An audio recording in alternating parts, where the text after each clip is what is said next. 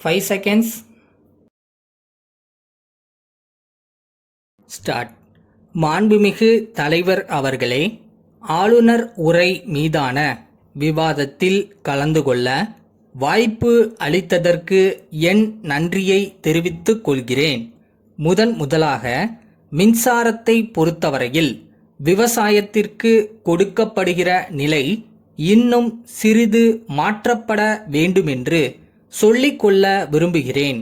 குறிப்பாக மின்சார பம்பு செட்டுகளுக்கு மனுக்கள் போடப்பட்டால் அந்த மனுக்கள் ஒவ்வொரு அலுவலகமாக சென்று விவசாயத்தை பொறுத்தவரையில் மின்சாரம் பெறுவதற்கு 2 ஆண்டுகள் ஆகிவிடும். ஆகவே மின்சாரம் கொடுப்பதில் விவசாயத்திற்கு முதலிடம் கொடுக்க வேண்டுமென்று கேட்டுக்கொள்கிறேன். ஒரு விவசாயி தன் கிணற்றுக்கு மின்சாரம் கொடுக்க வேண்டுமென்று மனு போட்டால் குறைந்தது 3 அல்லது 4 மாதங்களில் கிடைக்க வழிவகை செய்ய வேண்டும். மின்சாரம் கிடைக்காமல் ஆயில் இன்ஜினை வாங்கி வைத்து 2 ஆண்டுகளுக்கு பிறகு மின்சாரம் பெற்று ஆயில் என்ஜினை விற்கும் பொழுது மதிப்பிட முடியாத நஷ்டம் ஏற்படுகிறது.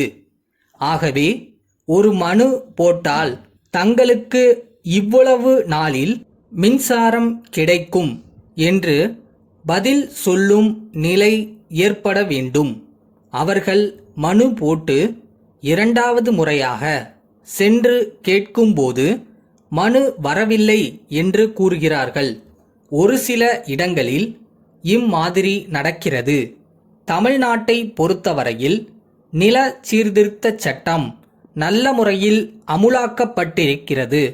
நிலம் வைத்திருப்பவர்களுக்கு மட்டும் நில சீர்திருத்த சட்டம் இருக்கும்போது நகர்ப்புற சொத்துக்கு ஏன் உச்சவரம்பு விதிக்கக்கூடாது என்று கேட்க விரும்புகிறேன். நகரத்தில் ஒருவர் எவ்வளவு சொத்து வேண்டுமானாலும் வைத்து கொள்ளலாம் என்று இருக்கும்போது நிலத்திற்கு மட்டும் உச்சவரம்பு இருக்கிறது. நகர்ப்புற சொத்துக்கும் உச்சவரம்பு விதிக்கப்பட வேண்டும். நிலத்தை பொறுத்தவரையில் ஒரு குறிப்பிட்ட வருவாயை பெற முடிவதில்லை. ஒரு ஆண்டிலே ஒன்றுமே கிடைக்காமல் போகலாம். இன்னொரு ஆண்டிலே கொஞ்சம் கூடுதலாக கிடைக்கலாம். ஆனால் நகர்ப்புறங்களிலே ஒரு குறிப்பிட்ட தொகை கிடைத்து வருகிறது. இதை கருத்தில் கொள்ள வேண்டுமென்று கேட்டுக்கொள்ள விரும்புகிறேன். ஊராட்சி ஒன்றியத்தில் நடைபெறும் தனியார் துறை துவக்க பள்ளிகளுக்கு கட்டிடம் கட்ட எந்தவிதமான மானியமும் கொடுக்கப்படவில்லை. முன்பு கொடுக்கப்பட்டு வந்தது. தனியார் துறை பள்ளிகள் நமது பள்ளிகளை விட சிறந்த முறையில் நடைபெற்று வருகின்றன.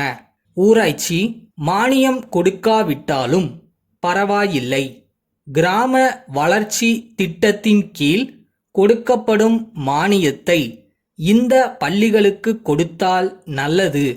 அவர்கள் கட்டிடம் கட்டிக்கொள்ள தயாராக இருக்கிறார்கள். கல்வி என்பது எல்லோருக்கும் பொதுவானது.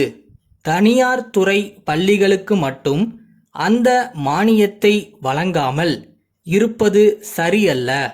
அந்த மானியத்தை வழங்குமாறு கேட்டுக்கொள்கிறேன். கோவை மாவட்டத்தை பொறுத்தவரையில் கோவையில் விவசாய பல்கலைக்கழகம் ஒன்று ஆரம்பிக்கப்பட இருக்கிறது. அது மிகவும் வரவேற்கப்பட வேண்டியதுதான் என்பதை நான் தெரிவித்துக் கொள்கிறேன்.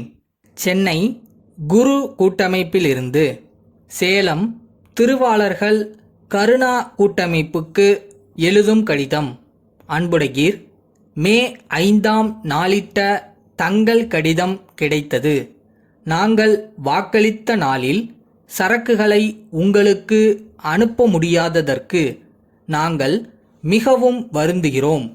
ஒப்பந்தக்காரர்கள், தொழிலாளர்கள் மற்றும் எங்களுடைய மேற்பார்வை அலுவலர்களுடைய ஒரு பகுதியினரும் திடீரென வேலை நிறுத்தம் செய்ததால் எங்களுடைய தொழிற்சாலையில் ஏப்ரல் 10ஆம் தேதி முதல் ஒரு வாரம் உற்பத்தி முழுமையாக முடக்கப்பட்டது.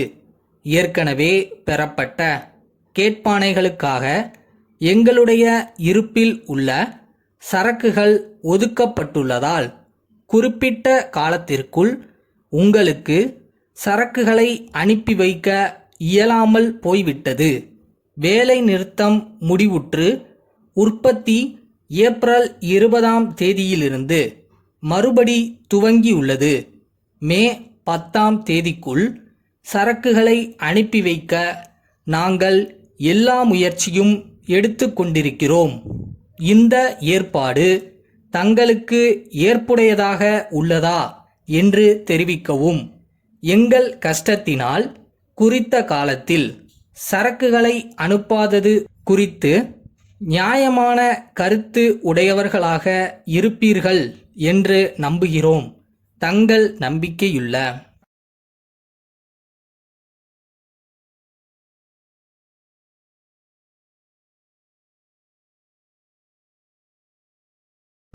நாம நினைக்கிறது எல்லாமே நடந்துராது.